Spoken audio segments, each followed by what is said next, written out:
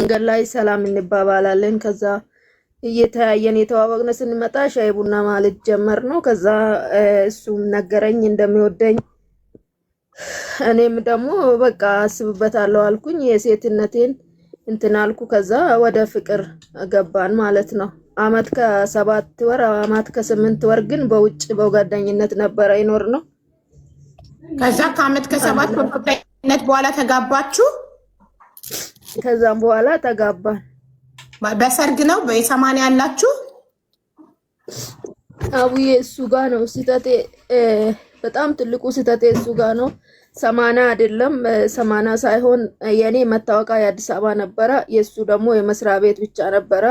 80 ለመፈራረም የቀበሌ መታወቂያ መኖር ነበረበት እና ያ 80 ለመፈራረም ግዴታ ከሀገር ቤት መሸኛ ማውጣት አለበት። ሸኝ ካመጣ ነው የምንሰጠው ምናምን አሉ።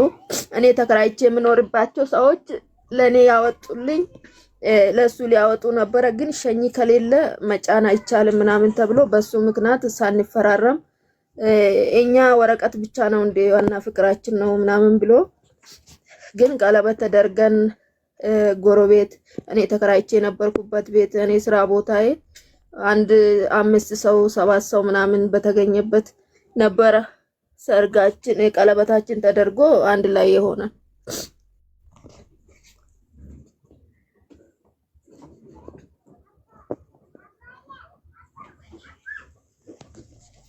እኮ በ80 የላችሁም? ዝም ብሎ ድግስ ማን ደገሰ? በማን ወጪ ድግሱ?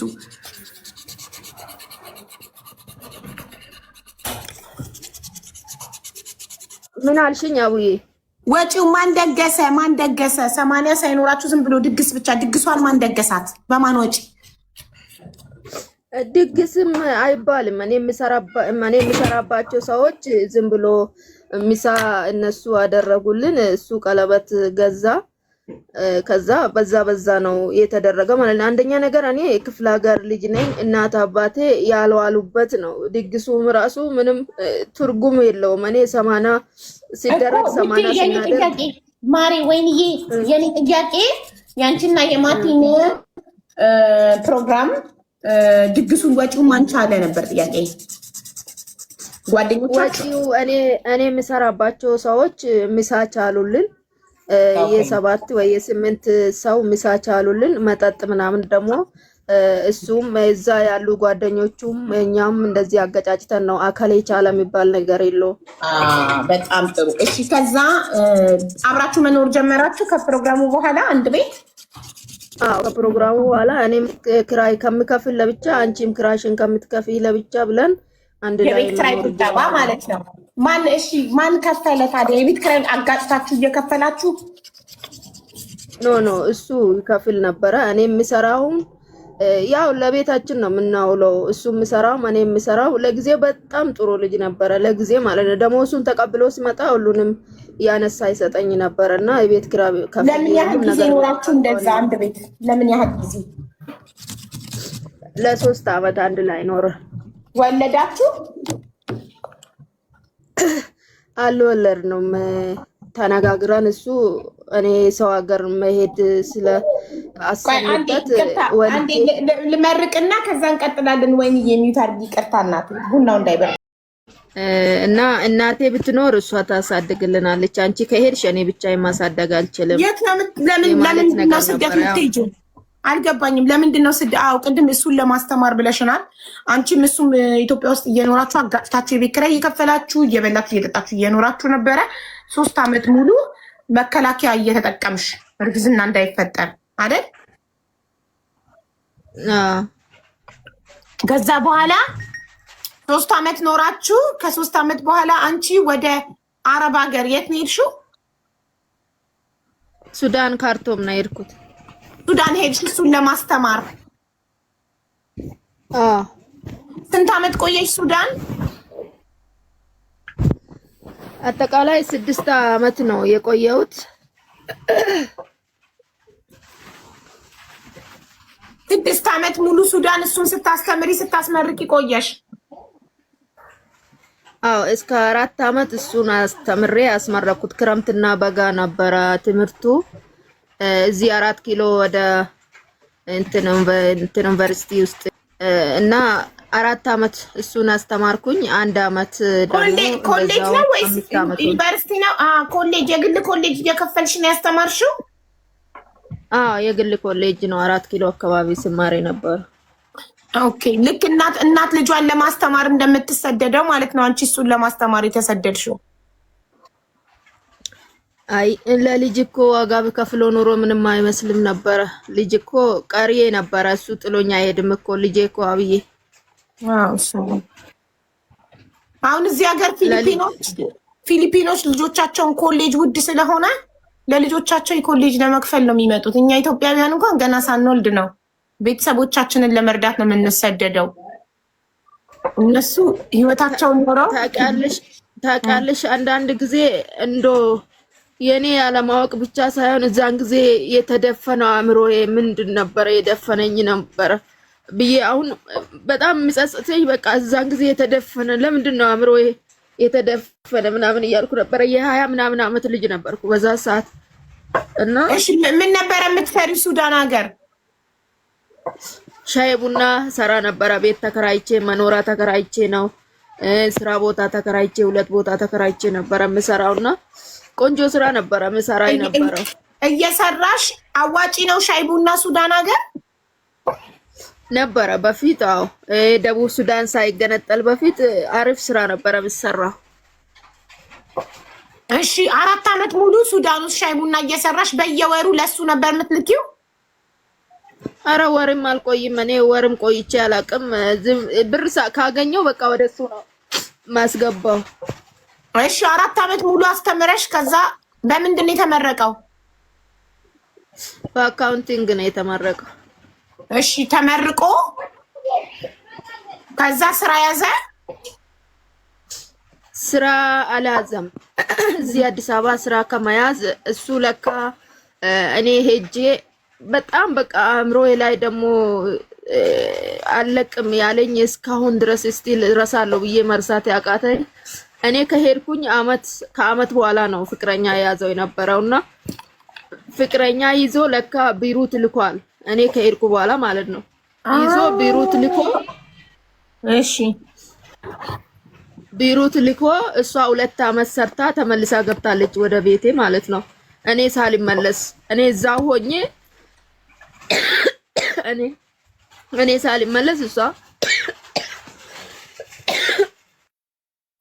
ኦኬ። አንቺን ሱዳን በላከ በአመቱ ሌላ ፍቅረኛ ጠብሶ ቤሩት ላካት።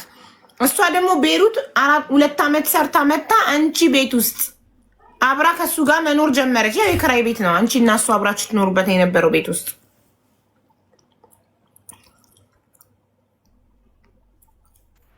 እሷ ተመልሳ መጣች እኔ ሳልመጣ ማለት ነው። ግን ይሄ ሁሉ የሚደረገው እሷን የላከበት በኔ ብር፣ እሷን የተቀበለበት በኔ ብር፣ ሁሉም ነገር ማለት ነው። እኔ ግን የማውቀው ታሪክ አልነበረም። እዚህ ጋር ሲያወራኝ ስልክ ያወራኛል፣ ለሊት ደውላለሁ፣ 6 ሰዓት ላይ ስልክ ያወራኛል። ተመሳጥሮ ያደረጉት ነገር እኔ ግርም አለኝ የመጨረሻ ማለት ነው። በጣም ለሰው ልጅ ማልመኘው ለሰው ልጅ እግዚአብሔር አጋጥሞ ብዬ የምለው ነገር ሳታውቀው ትቀራለች እንዴ? 6 ሰዓት 5 ሰዓት ስልክ ሳወራ እንዴ እየወጣ ቢሆንስ የሚያወራሽ ጓሮ ተደብቆ ወይ ምናምን ቤት ሳይገባ ቢሆንስ የሚያወራሽ ምን ይታወቃል እንዴ? ወንድማ አትመኝ። ኤኒዌይስ ቆይ ከዛ በኋላ አንቺ መቼ ነው የሰማሽው? 4 አመት ሙሉ አንቺ ሱዳን ሀገር ሻይ ቡና እየሰራሽ ብር እየላክሽ እሱን ኮሌጅ ስታስተምሪ በመጨረሻ ላይሽ ለሌላ ሴት ማግባቱን ልክ ተመርቆ በ3ኛ ወሩ ተመርቆ 3ኛ ወሩን ይዞ ነው የሰማሁት ማለት ነው። እኔ ደግሞ የሆነ ስራ ተበላሽቶብኝ ነበረ። በጣም እንትን ግርግር ነበረ እዛ ሀገር የሆነ ደቡብ ሱዳን እና ሽማል እየተጣሉ ነበረ በዛን ጊዜ። ያ ነገር ሲሆን እኔ የምልከው ነገር የቤቱን ቆጠባ ምናምን ነገር የምልከው ነገር እንትን ሲለኝ እኔ ስራ ሰራለሁ አግዝሻለሁ ሲለኝ የካሜራ ብር ላክ ያለኝ 120,000 ብር የካሜራ ብር ላኩኝ። በዛ ሰዓት በጣም ብዙ ብር ነው። ምንድነው አግዝሻለሁ ያለሽ? እሱን ልኬ እሱ ያግዘኛል ብዬ ነበር። ምን ሊያግዝሽ? ይሄ ቆጠባውን የቤቱን ለምን ትምህርቱ ስለጨረሰ አሁን እኔም የሰራው ላግዝሽ ነበር ያለኝ። እሺ እየሰራው ላግዝሽ። 4 አመት ሙሉ አንቺ በሱዳን ሀገር ሻይ ቡና እየሰራሽ እየላክሽ በየወሩ አስተምረሽኛል። ስለዚህ አሁን ደግሞ እኔ አግዝሻለሁ አለሽ ከተመረቀ በኋላ። ከዛ ስንት ላክሽ? አንዴ 75,000 ብር አለኝ ካሜራ ለመግዛት ከዱባይ የመጣ ካሜራ ነውና ካሜራ ለምኑ? ፎቶ ቤት ልከፍቱ ነው? ኖ አይደለም፣ መናፈሻ ምናምን እየሄድኩኝ አሁን አዲስ አበባ እየተሰራ ነው መንገድ ምናምን፣ ሰርግ ቦታ እንደዚህ የሆነ ሸገር መናፈሻ አለ የኛ አካባቢ ማለት ነው። እንደዛ አይነት መናፈሻዎች ምናምን እየገባው ፎቶ ሃይላይት ምናምን እሰራለሁኝ እና ቤት ከምንከፍት እንደዛ ሰርቼ አግዝሻለሁ ቢያንስ ያኔ በቀን 300 400 ከሰራው ምናምን ብሎኝ ነበረ። በጣም ነው የሚወያየው። ካሜራማን ሊሆን ቪዲዮ ሊቀርጽ ቪዲዮ ፕሮግራሞችን ሊቀርጽ ነው። ኦኬ ከዛ ካሜራ መግዣ 75,000 ላክሽለት? አዎ ከዛ በኋላ ገዛው አለኝ። ከዛ ደግሞ ድንጋይ የካሜራው ባትሪ 2 መሆን አለበት፣ ተቀያሪ መኖር አለበት። ስለዚህ እኔ ይዤ ስለምዞር እሱ ሲዘጋብኝ ስራ እያቋረጥኩ ወደ ቤት እየተመለስኩ ስለሆነ ተቀያሪ መኖር አለበት አለኝ። ስንት ነው ሲለው 25,000 ብር አለኝ። አቡዬ ምንም ሳንቲም አልነበረኝም። የሆነ ይሄ መንገድ እየዘጉ ምናምን ነገር ቤት ቁጭ ብለን ነበረ። ከጓደኞቼ ለምኜ ተበዳድሬ 25,000 ብር ላኩለት እዛ ድንጋዩን ለመግዛት። ኦኬ ከዛ በሱ የሰራው ነው ምናምን አለኝ። ለካ እኔ ከዛ በኋላ ስሰማ እሱ ሞቶር ነው የገዛበት ብሩ ማለት ነው። ጠራቅሞ ሞቶር ገዝቶበት ከዛኛው ሚስቱ ጋር የተንሸራሸረበት ነበረ። ከዛም በኋላ ስሰማ ማለት ነው ካሜራም አልገዛም ያም አላገዘም። እኔ የሚቆጥበው ብርም በራሱ ኪስ ነበረ ሲቆጥብ የነበረው። በጣም ያዛዘነኝ ከሁሉ በላይ ልፋቴን ለሱ እንኳን ቢሆንለት ጥሩ ነበረ፣ ግን ዝም ብሎ በልቶ ከንቱ ጨርሶ ዝም አለ። ያ ቤትም እሱ ውሸቱን ነው እንጂ አልተመዘገበም። እኔ አሁን እዛ ኢትዮጵያ ከመጣ በኋላ ሲሰማ ምንም ነገር ያደረገበት ነገር የለም ምንም። በቃ ከዜሮ ራሱ ዜሮ ሆኖ ተቀመጠ። ስራ እኔ ኦሮሚያ ህብረት ስራ ባንክ አስቀጥሬ ነበረ በዘበኝነት የሄድኩት ለትምህርቱ እንዲመቻችለት ብዬ ከዛ መስሪያ ቤት አውጥቼ ማለት ነው። እና እሱን ትቶ ትምህርቱን ተመርቆ እንዳልተማረ ሰው እኔ ትምህርቴን አቋርጬ ነው የሄድኩት።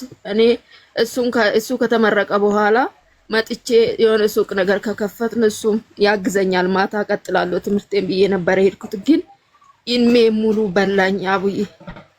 እኔ ብሩ አይደለም ኢንሜ ልጅነቴን ሸባቤ ነው የወሰደው። ሌላ ፊት እንደያዘብሽ የሰማሽው መቼ ነው የሚለው ጥያቄ አለሽ? መቼና እንዴት? ተመርቆ በ3ኛ ወሩ ነው ይሄን ነገር የሰማሁት። 4 አመት ከ3 ወር በኋላ ማለት ነው። ነገረሽ? አከራይ ነበረች እዛ እኔ ተከራይቼ የምኖርበት ቤት ውስጥ ነበረ። መጥቶ የተጠቃለለ ነው የገባ ነውና እዛው ነበረና እሷ በፊትም ነይ ነይ ትለኝ ነበረ። እንደዋወላለን ከሷ ጋር ነይ ዝም ብለሽ ሳትናገሪ ትለኝ ነበረ። ለምን እንደዛ ትለኛለች? ለምንድን ነው ሲላት ትመለሻለሽ ዝም ብለሽ ነይ ምናምን ትለኝ ነበር። ከዛ የሆነ ጊዜ ላይ በቃ ለምንድን ነው እንደዛ የምትይኝ ብዬ አጥብቄ ስጠይቃት አይ እንደዚህ ነው ምናምን አለች። ከዛ የሱ ስልክ አልሰራም ሲለኝ ደወልኩላት ለሷ ማለት ነው። አይ እንደዚህ ነው ማለት እንደዚህ ነው አልገባኝም። ምን ብላ ነው በትክክል የነገረችሽ? ከዛ የሱ ስልክ እምቢ ሲለኝ ወደ እሷ ስደውል ማቲያስ ስልኩ እምቢ አለኝ እኮ እስቲ ያገናኝ ምናምን ስላት እንዴ ማቲያስ እኮ ቆይቷል ከወጣ እኮ እሱ 2 አመት ሊሆነው ነው አለች። እንዴት ምን ሆኖ ነው ሲለው አልኳት። ከዛ አይ ከሚስቱ ጋር ተጣልተን አለችና ከዛ ሲላት አረ ትንሽ ተጋጭተን አለች። መናገር አልፈለገችም፣ ፈራች መናገሩም ማለት ነው። በሷ ሀገር የሆነ ነገር እንዳትሆኝ ብላ ነው። እሺ ከዛ አወኩት። በቃ ለራሷ ፈራች። እሷ ልጆች የምታሳድግ ሴት ናት፣ ባለ ትዳር አልነበረችም፣ ባሏ ሞቶ ነውና ፈራች ለልጆቿ ምናምን ነገር። እሷ ከሰማች ካላንቺ ማንም ሰው አይነግራትም ብሎ አለኝ አለች። ከዛም በኋላ ማለት ነው ታገኙ በስልክ ጠየቅሹ በስነ ስርዓት ወይስ ምን አረግሽ? ከዛ እንደዛ ሲላት እንዴት ምናምን ሲላት ኧረ ውሸቴን ነው እንደዚህ ነው ምናምን አለችኝ።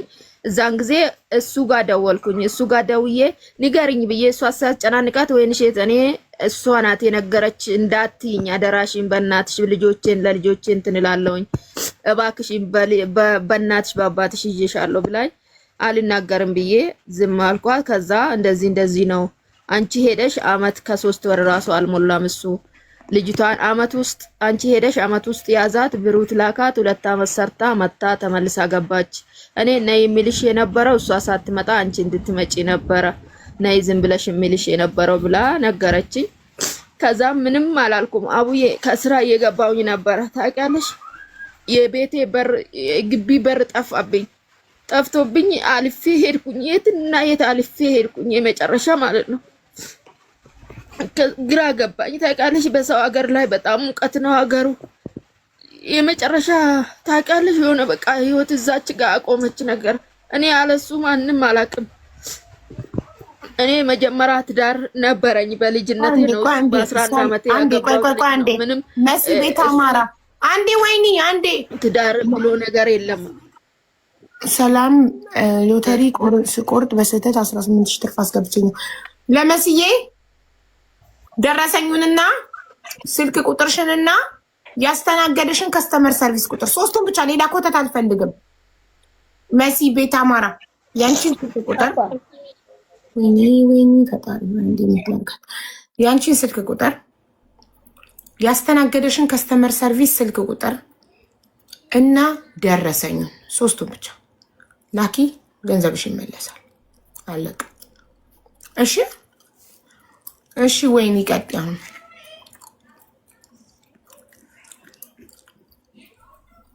ወይኒ ቀጥ ማሪ አይ እሺ አቡዬ መጀመሪያ ስትሰሚ በቤትሽ ጠፋብሽ፣ ተደናገጥሽ፣ ታመምሽ። ከዛ ምን አረግሽ?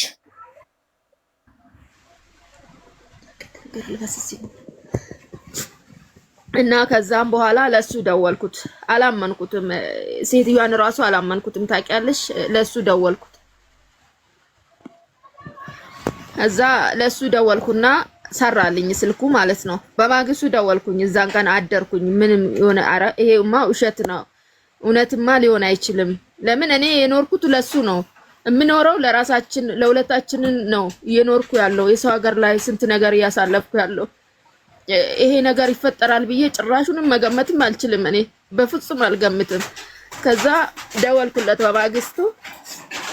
ስደውልለት ምንድነው የምሰማው ነገር ሲለው ምን ሰማሽ አለኝ። እውነት ነው ግን አልኩት። እዛ ገባውና አይ እውነትማ እውነት ነው እኔ ያው ቀስ ብዬ ልንገርሽ ብዬ ነው አይለኝ። እውነት ነው ማለት ነው አልኩት። እውነት ነው እኔ ተገድጄ የገባውበት ነው። አጋጣሚ የሆነ ጫጫታ አለ አጠገብሽ። ዝናብ እየዘነበ ነው፣ በጣም ዝናብ እየዘነበ ነው። ማሻአላ እሺ አውዬ የረበሻችሁ ነው። በጣም ዝናብ እየዘነበ ነው፣ የጨዋ ነው። ወደ ውስጥ መግባታችን ወደ ቤት ያው ቤቴ አንድ ክፍል ናት። እሷ ናት የምትጨዋው፣ ከላይ ላይ ነው የምትጨዋው ያለችው። ቆርቆሮ ነው ወይ ኑይት ላርግና ሊቆይ ትንሽ እስኪያባራ ቅልፌ ውስጥ ማለት ነው ሌሊት ላይ ከዛ ብንን ሲል ክዳን ያደረሱ ነው ቤተክርስቲያን ውስጥ እና በዛ በቃ ብንን ብዬ ተነሳሁኝ።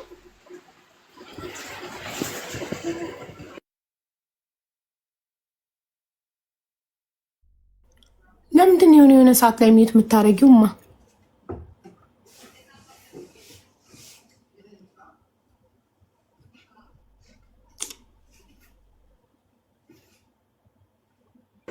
የሆነ ሰው ገብቶብኝ ነው እንዳይረብሽ ብዬ ነው ድምጹን ሻውዬ እና በዛው በቃ በዛ ቀረው። ተነሳው። ስነሳ የሆነ ክዳን ያደረሱ ነው። ከዛም በኋላ ተነስቼ ጸሎት አደረኩኝ። በስመ አብ ወወልድ ወመንፈስ ቅዱስ አልኩኝ በ16ኛ ቀኔ ማለት ነው። እና ከዛም በኋላ ነው በቃ ያለው ህይወት የነበርኩበትን ገና መጣብኝ በቃ በላይ ላይ ማለት ነው። የሌለ በቃ የሌለው ነው።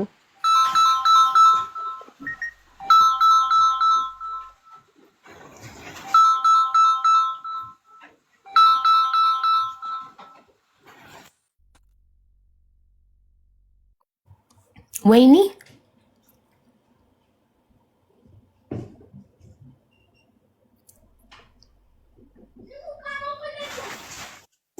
ይቅርታ ውዬ ስልክ ገብቶብኝ ነው።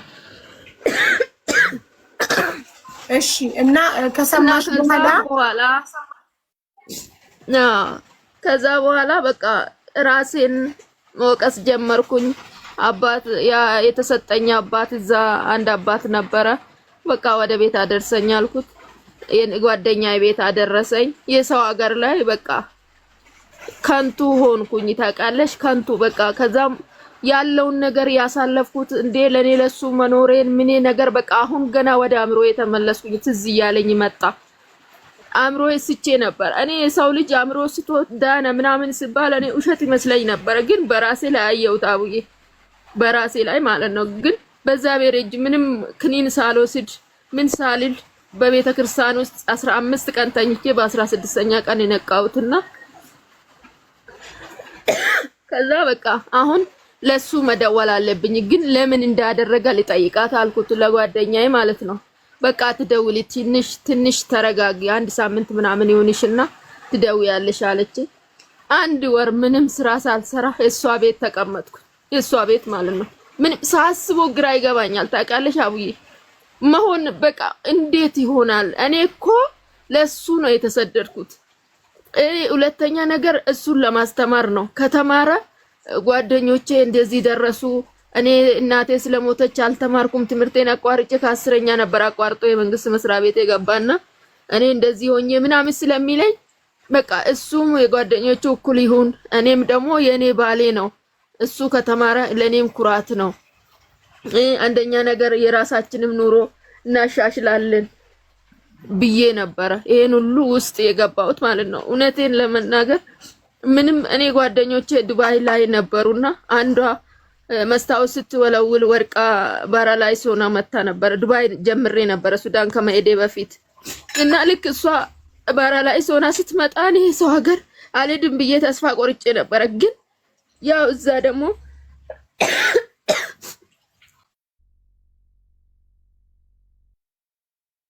ቀየር ይችላል ካልተመቸኝም ብዬ ነበር የሄድኩት ለሱ ሲል ማለት ነው።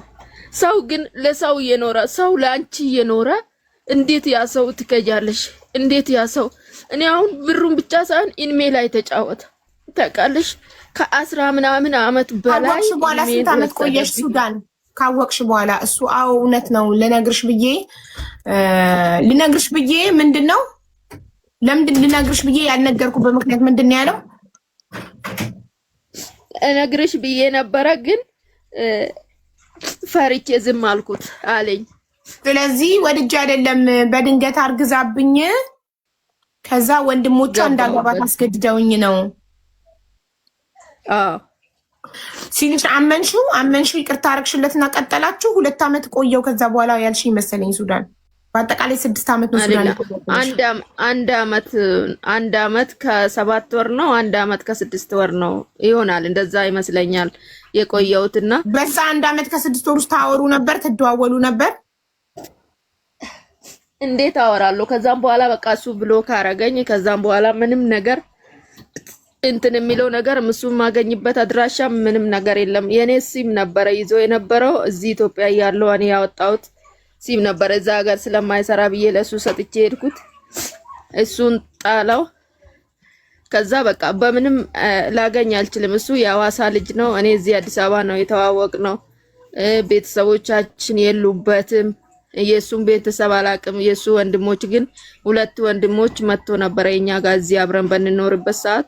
ግን እኔ አካባቢው የወንዶ ገነት ይባላል እንጂ አካባቢውን አላቅም፣ ቤታቸውን አላቅም፣ አልሄድንም። ለምን እኔ ከዛ ከሰው ሀገር ከመጣው በኋላ እኛ ጋር መልስ እንገባለን እነሱ ጋር እንሄዳለን ብለን ነው ይሄን ፕሮግራም ሁሉ ነገር ከሱ ጋር ወስነን ከሱ ጋር ጨርሼ ተነጋግሬ በፍቅር ወስነን ነው የሄድኩት የተሰደድኩት የሰው ሀገር ማለት ነው። ስለዚህ እኔ ከዛም በኋላ ሁሉም ነገር እናስተካክላለን። ከዛ ከመጣው ልጅ እንወልዳለን። ከዛ ኑሯችን እንሻሻላለን። እንደ ሰው እንደ ማንኛውም ሰው የራሳችንን እንኖራለን ብዬ ነው ወደዛ ሄድኩት ማለት ነው። ከሱ ጋርም ይሄንን ነው የተነጋገርነው። አብረን ባለነው ሰዓት አቡዬ እውነቴን ነው የምልሽ የኔ ልብስ እሱ ነበር የሚያጥበው። እኔ ስራ ሰራለሁ። እሱ ብሎክ ባያደርግሽ ኖሮ የኔ ጥያቄ ወይንዬ እሱ ከነገረሽ በኋላ ከአካባቢሽ ከሰማሽ በኋላ ሌላ ሴት በህይወቱ እንዳለች ስትጠይቂው አዎ አለች ልነግርሽ ብዬ ዛሬ ነገ እያልኩ ነው ፈርቼ ነው በድንገት አረገዘችብኝ ከዛ ወንድሞቿ እንዳገባት አስገደዱኝና አገባኋት አለሽ ካለሽ በኋላ አንቺ ስልኩን ዘጋሽው ወይስ ተከራከርሽው አመንሽው? እኔ ማወቅ የምፈልገው አመት ከ7 ወር ሱዳን ውስጥ ቆይ ከዛ በኋላ ብሎክ አድርጎኝ ስለነበር እሱ ማግኘበት መንገድ አላገኘውም ነው ያልሽኝ። ብታገኘው ይቅርታ አድርገሽ ለልቀጥይ ነበር ልታናግሪው ነበር ምንድን ነው አልገባኝም። ምን ብዬ ነው ማናግረው አቡዬ?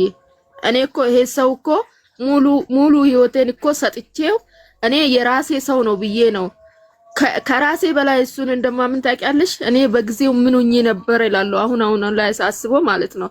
ታውቂያለሽ ድፍን ታውቂያለሽ። እኔ ራሴ ላይ ነው የምፈርደው አሁን በሱ ላይ አይደለም።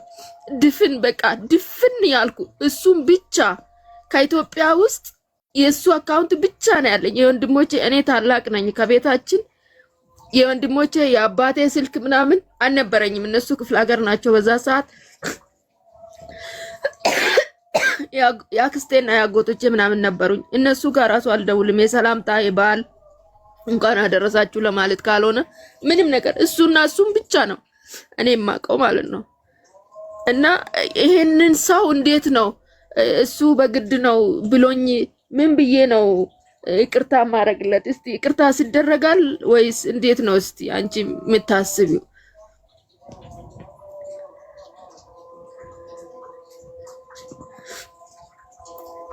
ከዛ መጨረሻ ላይ በቃ በዛው እንትናል ነው። እኔ 1 አመት ብቻ ነው የሰራሁት እዛ ትራንስፖርት የምመጣበትን ማለት ነው። ታውቂያለሽ አቡዬ አንድ ነገር ደስተኛ ካልሆንሽ የሆነ ነገር ከሆነ ስራም አይሆንልሽም። ስራ የተበላሸ ከዛም በኋላ ተከራይቼ የምሰራ የነበረው አንድ ሰራተኛ ነበረ ከኔ ጋር የምትሰራው። እንደዛ የነበርኩት ልጅ ራሴው እንኳን ሰርቼ የቤት ኪራዩን እንኳን መክፈል አቃተኝ እዛ ሀገር ላይ ማለት ነው። ከዛ በቃ ምንም 1 አመት የትራንስፖርቴን ብቻ ነው ሰርቼ ወደ ኢትዮጵያ ገባሁኝ። ቤተሰቦቼ ጋር ነው የወደኩት ማለት ነው። እና ከዛ ቤተሰቦቼ ጋር ሀገር ቤት ሄድኩኝ። ተመልሼ አጋጣሚ የሆነ ስልክ በፊት እሱ የሚይዘው በራሱ ስልክ ነበርና እሱ ላይ ደወልኩ በቃሌ ስለማቀው አነሳልኝ። እንዴት ሆንሽ? እንዴ የኢትዮጵያ ስልክ እኮ ነው ምናምን ሲለኝ ያው መጥቻለሁ ተቀበለኝ አልኩት አውቄ ማለት ነው። እንዴ እኔ እኮ እዚህ አይደለም አዲስ አበባ አይደለም እኮ አለኝ። ሐዋሳ እንደሄደ እኔ አውቀዋለሁ። ከዛ አይ አውቀዋለሁ ግን መታ መቀበል አትችልም እንዴ መታ አትቀበለኝም አልኩት እንደ ኖርማል ነገር ማለት ነው። ከዛ አረ እኔ መጥቼ መቀበል አልችልም ብሎ ከዛም በኋላ ያ ስልክ አይሰራም። በሌላ ሰውም ብደውል ያ ስልክ አይሰራም። በቃ ስልኩ አገልግሎት ውጭ አርጎታል። እሱም አይጠቀምበትም ጥሎታል። እና እሱን ማገኝበት ምንም ነገር የለም። እንደዛ ከማለቴ እኔ ባዶ እጄን ነው የመጣሁት። 200 ሺህ ብር እንኳን ላክልኝ ሲለው 2 ብር እንኳን የለኝም እንኳን 200 ሺህ ብር እኔ ራሱ ያልሆነ ህይወት ውስጥ ነው ያለሁት ምናምን ብቻ አለኝ። በቃ አንድ ቃል ማለት ነው። ከዛ ውጪ ምንም ማገኝቼ አላቅም። ከዛ ውጪ ላገኝም አልሞከርኩትም። ባገኘውስ ምን አደርጋለሁ? አሁን እሱ 2-3 ልጆችን ወልዶ ቁጭ ብሏል ወሬ እንደሚሰማ ማለት ነው።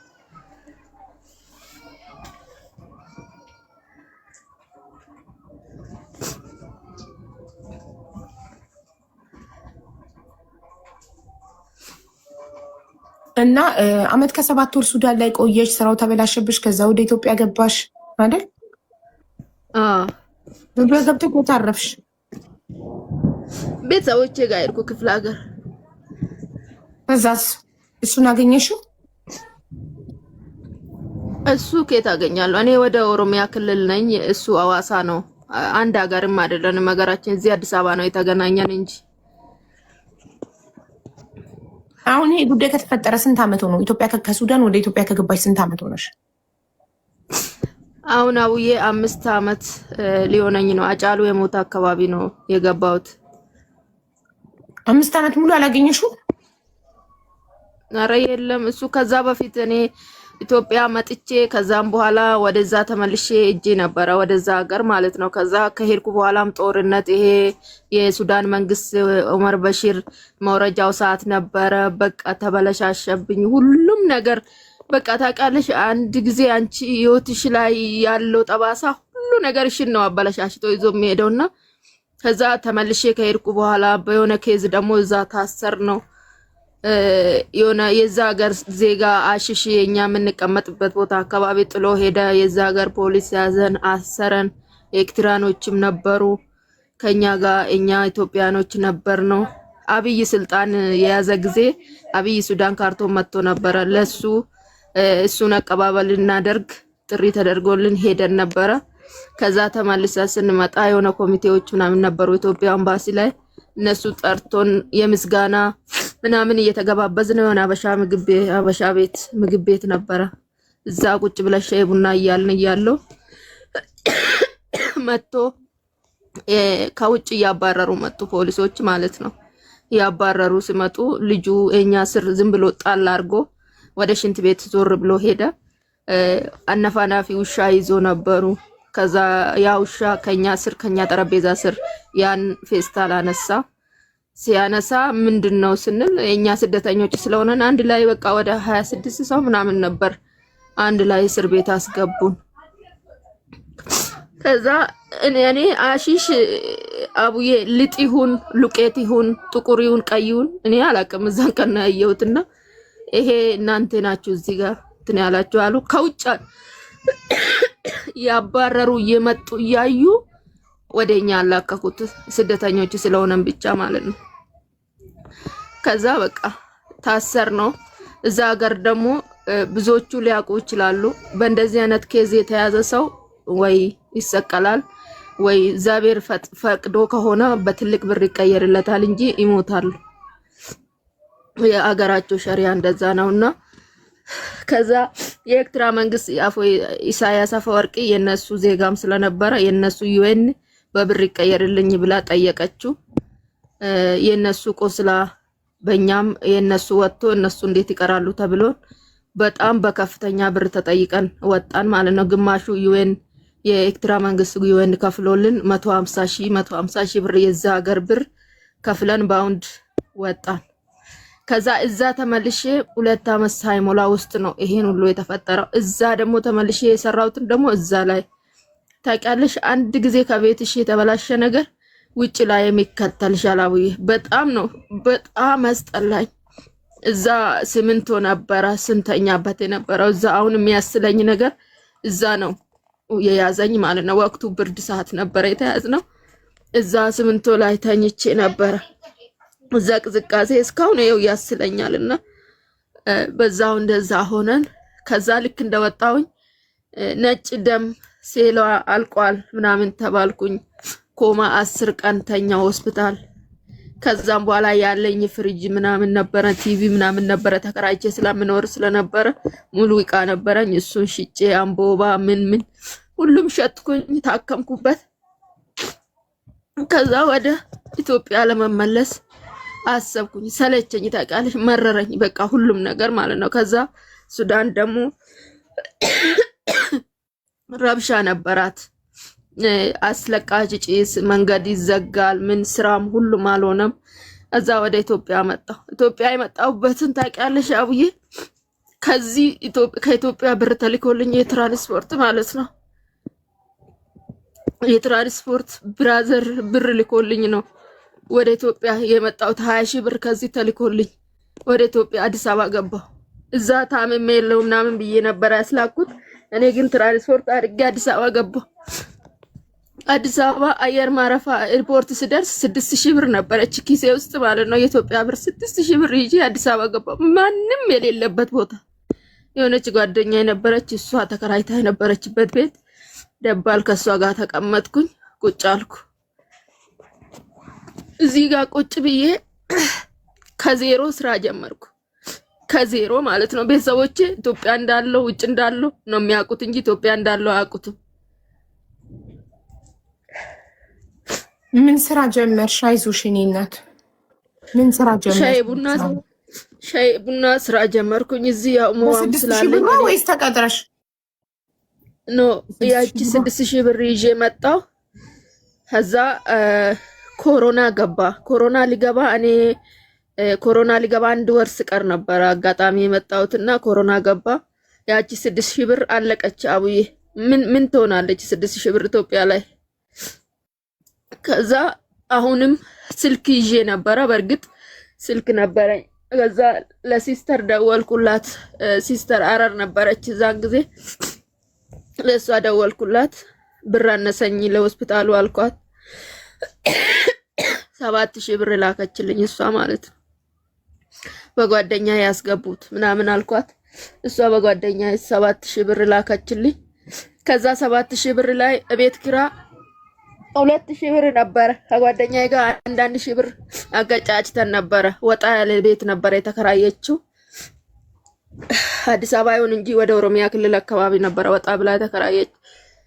እዛ 1000 ብር አጋጭተን ነበረ። እሱ ላይ 1000 ብር ለቤት ኪራ ከፈልኩኝ። 6000 ብር ቀረችኝ እሷ ከላከችው ላይ። በዛኛው 2000 ብር የሆነ ኮንቴነር ተከራይቼ ስራ ጀመርኩኝ። በ8 ወንበር በዱካ ወንበር እቺ ተቋርጠሻል ወይኔ? አይሰማም? ይሰማልማ ይሰማል። እና 8 ወንበር እቺ ፕላስቲክ ወንበር የለችም። 8 ወንበር ገዝቼ በዛ በ8 ወንበር ሻይ ቡና ጀመርኩ።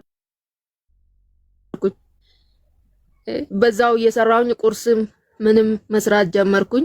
የሆነች ጓደኛ የነበረች እሷ ቡና እየሰራች እኔ ውስጥ ቁርስ ምናምን እየሰራው ደና እየሰራውኝ ነበር። እንግዲህ ይሄ ሁሉ ቤተሰቦቼ ኢትዮጵያ እንዳለው ማንንም ሰው ማለት ነው። አቡዬ ግን ስልኬ ከዛ ይዤ መጣው ስለነበረ ኦንላይን ነው ማወራቸው። ኦንላይን ሳወራቸው እዛ ያለው ነው የሚመስላቸው።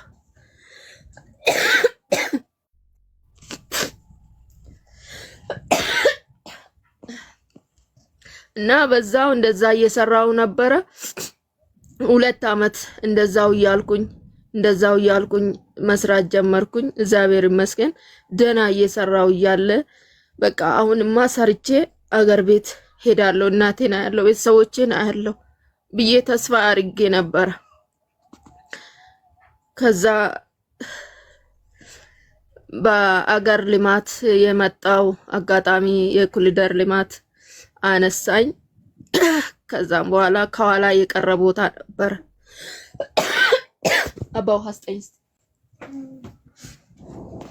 ከኋላ የቀረ ቦታ ነበረ። እዛ ያቺ ያጠራቀምካትን ብር ከኋላ የቀረ ቦታ ላይ ከዚህም በኋላ አይደርስም፣ እዚህ ጋር አይደርስም፣ አበቅቷል ምናምን አሉ የሰፈር ሰዎች ማለት ነው። ከመንግስት ሳይመጣ የሰፈር ሰው ያዋቂነን ምናምን ከዚህም በኋላ ምናምን የሚሉት ነገር የለም።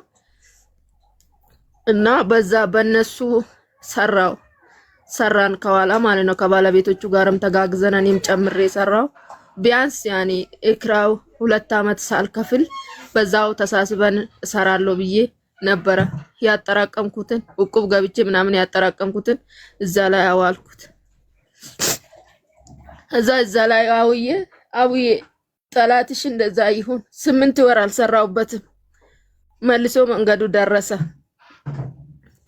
7 ወር ከምናምን ነው የሰራው። 8 ወር አልሞላኝ። በዛ እሱም መልሶ ፌል አደረገ ማለት ነው።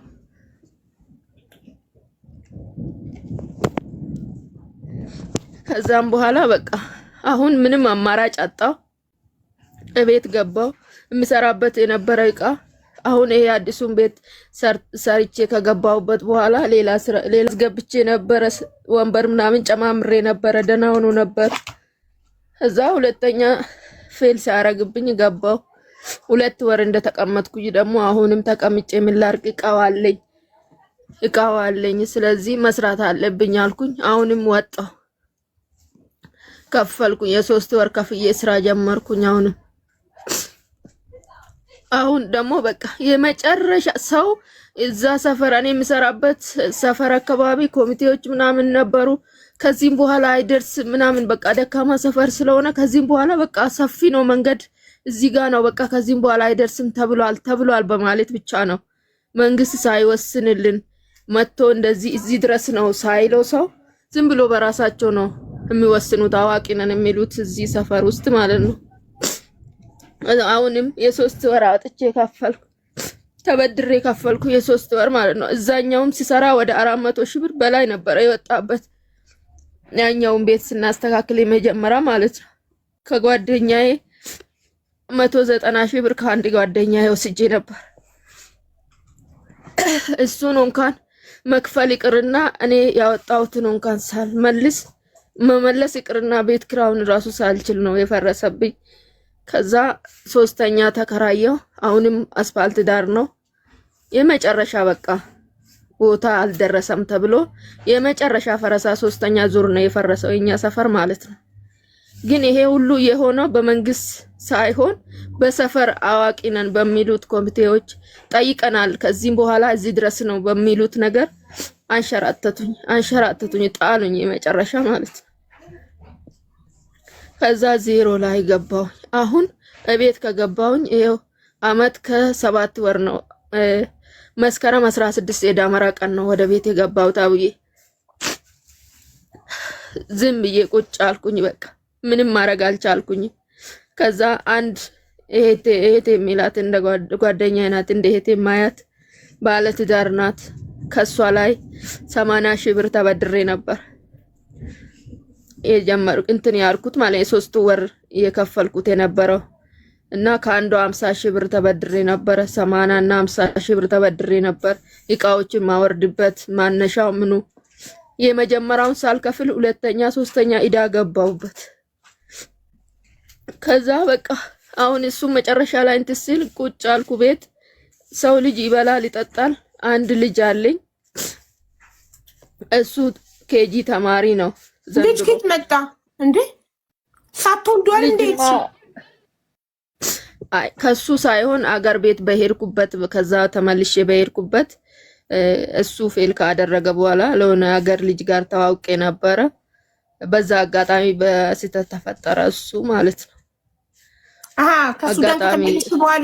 ከሱዳን ከተመለስሽ በኋላ አሁን የነገርሽን ችግሮችን አዲስ አበባ ውስጥ አንዱ ቢዝነስ ከስሪ ወደ አንዱ አይደል እንዴ የተዘዋወርሽ?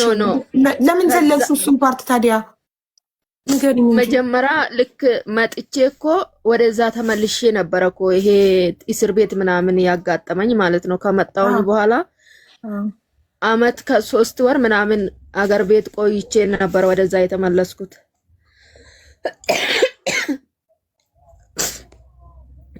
እና እዛን ጊዜ ወልጄ ለእናቴ ጥዬ ነበር የሄድኩት ማለት ነው። ብራዘርም ነበረ በዛ ሰዓት ነፍሱን ማርና በህይወት እነሱ እናሳድጋለን ምናምን ሲሉኝ በቃ ያለፈው አለፈ አሁን ለልጄ ይሆናለሁ ብዬ ነበር የሄድኩት ማለት ነው። እና እሱም ሳይሆን ተመልሼ መጣሁ። ይሄን ሁሉ ካደረኩኝ በኋላ አሁን በሀገራችን ደግሞ የሰላም ሁኔታ ትንሽ ከባድ ነው ያለው። ትውልድ የሚማርበት ሌላ ነገር ነው። ስላልገባኝ ነው። ከተመለሽ በኋላ ከመጀመሪያ ጊዜ ከ6 ዓመት ከሱዳን በኋላ ከተመለሽ በኋላ ቤተሰብ ጋር ክፍለ ሀገር ሄደሽ ሌላ ሰው ተዋውቀሽ ወልደሽ ነው ድጋሚ ሱዳን ሄድሽው እና እስር ቤት የገባሽው? ወዲያው በቃ ወዲያው መጣሽ፣ ረሳሹ የሱን አዲስ ሰው ተዋወቅሽ፣ ወለድሽ፣ ልጅሽን ቤተሰብ ጋር አስቀምጠሽ ልጅሽን ለማሳደግ ደግሞ ሱዳን ሄድሽ። አመት ከ3 ወር እኮ ነው የተቀመጥኩት ሀገር ቤት ማለት ነው። በአመት ከ3 ወሩ ነው አርግዘሽ ወልደሽ። የስንት ወር ልጅ ጥለሽ ነች? ብገርምሻል የ4 ወር ልጅ ትዬ ነው የሄድኩት አቡይ። የ4 ወር ልጅ ማለት ነው ከ3 ወር። ስለዚህ 9 ወር ወዲያው ነው ያረገሽው። አመት ከ3 ወር ኢትዮጵያ ውስጥ ቆይተሽ እርግዝና 9 ወር ነው። ልጁ 4 ወሩ ነው። 9 ወር ሲደመር 4 ወር ይሆናል። ወንድ ልጅ ነው። ክርስትና አስነስቼ 2 ሳምንት አልቆየውም የሄድኩት ማለት ነው። 4 ወርም ሞላ አይመስለኝም። እኔ ያው ትንሽ የረሳሁት ነገር ይሆናል እንጂ ክርስትና አስነስቼ 15 ቀን አልሞላኝም። ክርስትና አስነሳውኝ በ3ኛ ቀን መጣው አዲስ አበባ ቪዛ እንትን ለማለት ማለት ነው። ቪዛዬ ሳምንት ምናምን ቆየ። ከዛ ወደዚህ ሲመላለስ 15 ከሆነ ብዬ ነው እንጂ እንደዛ አይነት ነገር ነው። ኦኬ ስለዚህ እንደገባሽ ነው የተዋወቅሽው ከልጁ ጋር ማለት ነው። ለምን 9 ወር እርግዝና ስለሚፈጅ ክርስትና ደግሞ 40 ቀን። ኦኬ ሶ እንደገባሽ ነው የተዋወቅሽው። እንዴት ተዋወቃችሁ ከሁለተኛው ጋር? ያው እሱ የአገሬ ልጅ ነው፣ አብረን ስንማር የነበረ ነው። መጀመሪያም ፈልገኝ ልጅ ነበረ፣ ግን ያን ነገር ለመርሳት ነበረ እኔ እሱን የተዋወቅኩት እዛ ጋር ፌል ስላደረገ፣ ግን ከሱ ጋር መቀጠል አልቻልኩም። ታውቂያለሽ፣ ያ ጉዳት ስላለኝ በቃ እንደዛ መስሎ ነው ስለሚታየኝ መቀጠል አልቻልኩኝም። እና በዛ አጋጣሚ እሱም አሁን በህይወት የለም። እግዚአብሔር ነፍሱን ለአጸደ ገነት ያኖረውና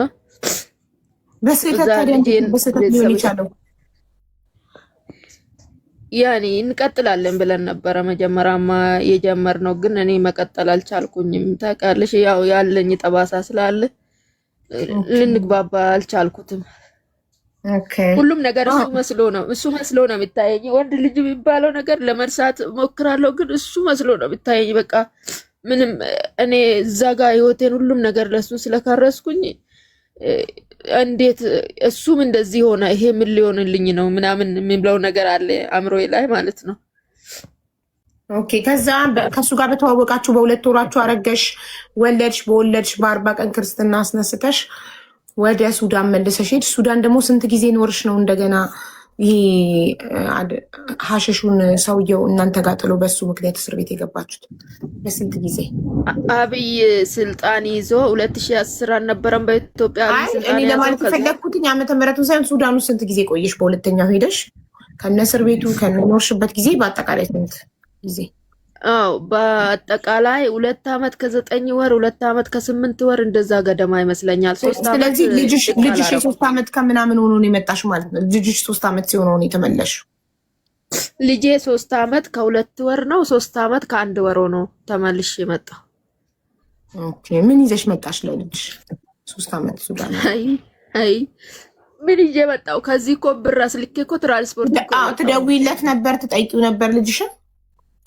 አዎ እናወራ ነበረ። ብራዘር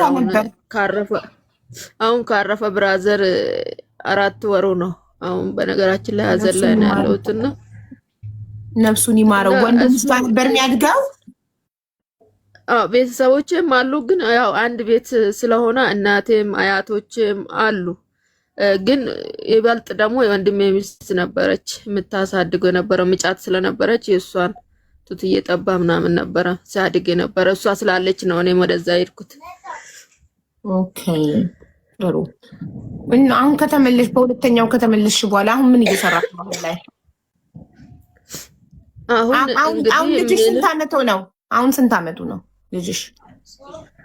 አሁን ልጄ 7ን ጨርሶ ወደ 8 እየሄደ ነው።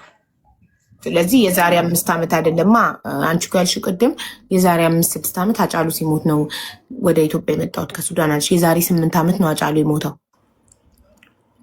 አይደለም? አጫሉ 8 ዓመት አለው ነው ማቡዬ። አጫሉ እኮ ኮሮና ከመጣ በኋላ እኮ ነው የሞተው። 2012 በፈረንጅ አይደል እንዴ አጫሉ የሞተው? አይደለም አጫሉ እኮ አብይ እኮ ስልጣን የያዘው 2010 ነው። ከዛም በኋላ እኮ ቆይቶ ነው የሞተው አጫሉ።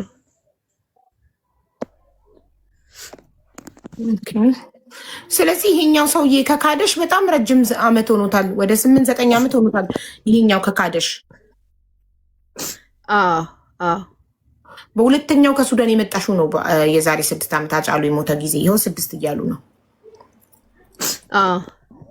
ኦኬ እሺ። ስለዚህ በጣም በረጅም ጊዜ ሆኖታል። ለምን እንደ አዲስ ታለቅሻለች? 8 ዓመት ሆኖታል አይደል?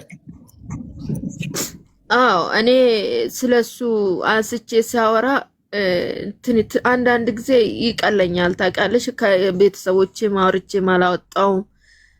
ማንም ሰው ችግሬን የሚያወቀኝ ሰው የለም። አሁን ግን አሁን ላይ ራሴን ሆኜ ሳዳምጦ ለምንድን ነው የሚለው ነገር ግራ ይገባኝና ለዛ ነው ያወራሁት።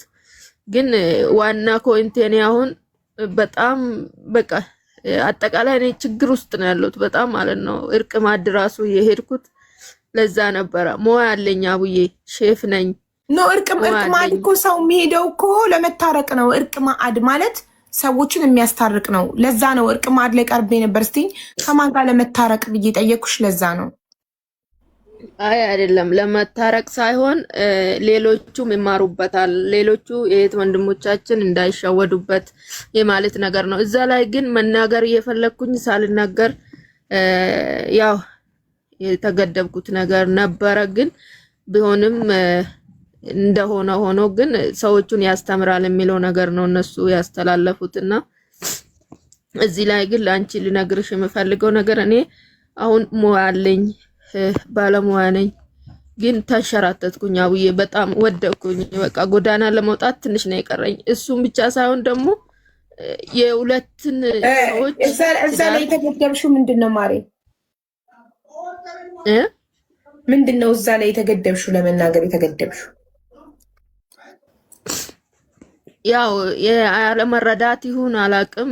ሰዓት አላቸው 1 ሰዓት ነው ምናምን የሚያዘውና ያ የመጀመሪያ የልጅነቴን ታሪክ ያስተዳደግ ምናምን ስለጠየቁኝ እኔ የምፈልገው ሁሉ ነገር ለመናገር ሰዓቱ አልበቃንም እና ያው እነሱ አሰራራቸው ነው መጥፎ ነው ማለት ሳይሆን ምኑን ነበር ገባኝ። የተገደብሽውን እዚህ ጋር እንድትናገር ይድል ሰጥኩ። ምኑን ነበር የተገደብሽው እዛ ጋር ለመናገር? እዛ ጋር ትንሽ እኔ መስራት ፈልጋለሁ አግዙኝ የሚለውን ነገር እዛ ላይ ለመናገር ጊዜም እንትን አላልኩትም እና ያ ነገር ነው። ግን የተወሰነው ነገር ተረድቻለሁኝ አቡዬ። ማልደብቅሽ ነገር እኔ ምንም ነገር እዚህ ላይ የምደብቅሽ ነገር የለውም። ተረድቻለሁ ማለት ባንክ አካውንትሽንና ስልክሽን አስቀምጠውልሽ ቅማዶች እርዳታ ተደርጎልሻል? ስልክና አካውንት አስቀምጦልኝ ነበረ ግን እንደታሰበው አይደለም። 70 ሺህ ብር ብቻ ነው የከፈልኩት ከይዳይ ላይ ማለት ነው።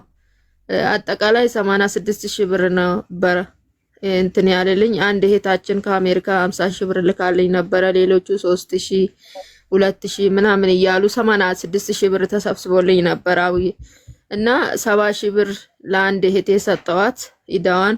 16 ሺህ ብር ደግሞ ራሴ አጠፋውኝ። በቃ ትምህርት ቤትም አለ ቤትም ክራ አለ በሱ አጠፋውኝ።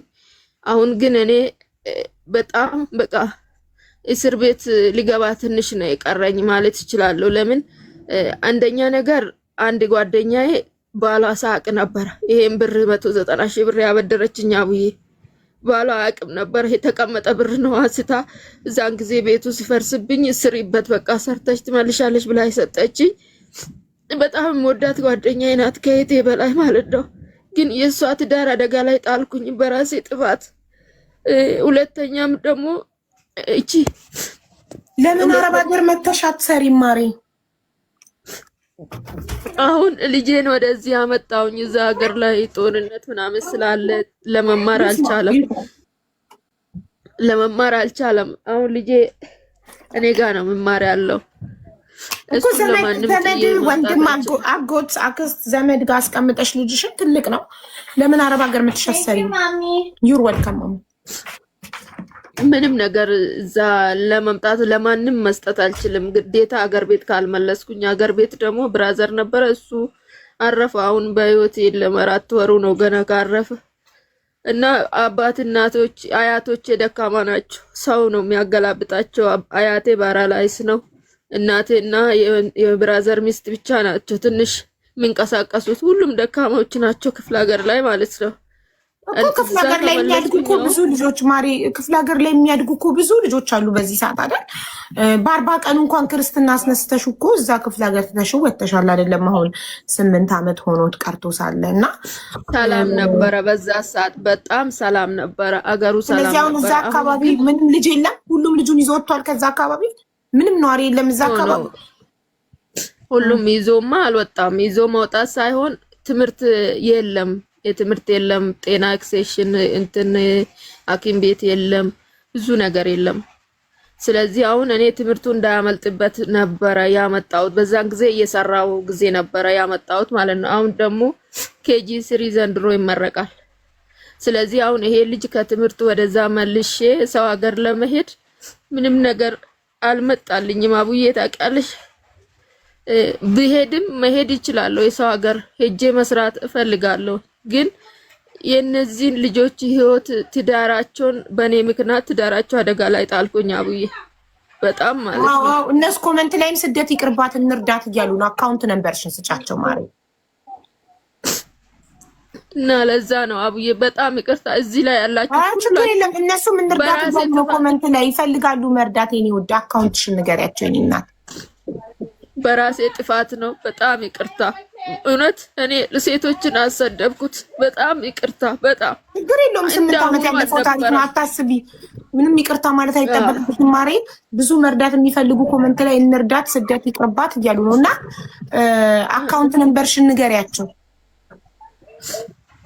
እሺ ልጻፍ ወይስ በቃል ንገራቸው? በቃል ንገሪያቸው። ደጋግመሽ እድሉን ሰጥሻለሁ። እሺ አካውንት ነምበሬ 1000 የኢትዮጵያ ንግድ ባንክ ነው።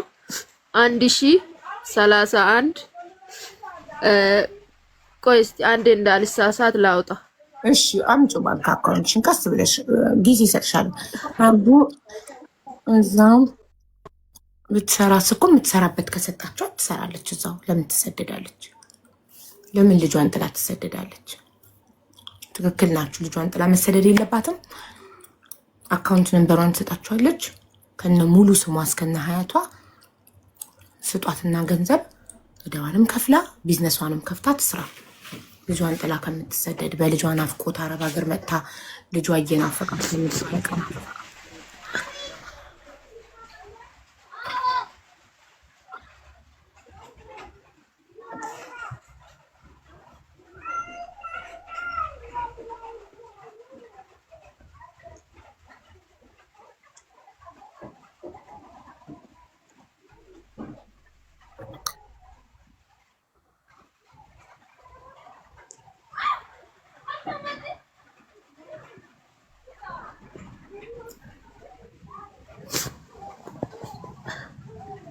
እዳዋ ስንት ነው? 190,000 እዳሽ 190,000 ነው ማሪ። አንዷ ልትከፍልልሽ እየጠየቀች ነው እዳሽን። ከአንዷ ጓደኛ የወሰድኩት 190,000 ብር ነው። ከአንዷ 50,000 ብር፣ ከአንዷ 90,000 ብር ነው የወሰድኩት። 50,000 ብሩን ከፍያለሁ። 90,000 እና 190,000 ብሩ ነው የቀረብኝ እና ከዛ ውጪ ደግሞ እቃ አለኝ እኔ። ቆይ 90,000 ሲደመር 190,000 280,000 ሀናዬ 280,000 ነው እዳዋ። አካውንት ነምበርሽን ንገሪያቸው ማሪ። በጣም ብዙ ሰዎች እንርዳት እያሉ ነው። ቶሎ በይ። አካውንቴ 1031 እኔም ደጋግሜ እንድነግራቸው ሊያዝልሽ 1 ሰከንድ። እሺ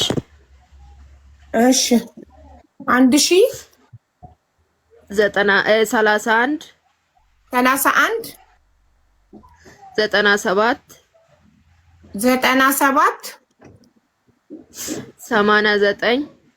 89 735 735 ልድገምልሽ 1031 97 89 እኔ እያልኩ ነው። አንቺ ዝም ብለሽ አው ብቻ በይ። እሺ ስሳሳት ነው እንድትይኝ ነው። ጀምራለሁ እንደገና 1000 እሺ አለም አው 1000 31 97 ትክክል 89 73 5 ትክክል ነው። እሺ ሙሉ ስምሽ? ወይንሸት አቶማ። ወይንሸት አቶማ። እሺ ደሜ ቪዲዮ ትክፈት የምትሉ አትከፍትም። ለምንድን ነው የምትከፍተው? አንደኛ ቅማድ ላይ ቀርባለች። የዛሬ ስንት ዓመት ሄዳችሁ ቅማድ ላይ ፈልጋችሁ ይዋት። ሁለተኛ ነገር ደግሞ እሷ አርዱኝ ሳትል እናንተ ናችሁ መርዳት እንፈልጋለን። ለምን ትሰደዳለች? ስደት በእኛ ይብቃ። እኛ የተሰደድ ነው ይበቃል። እሷ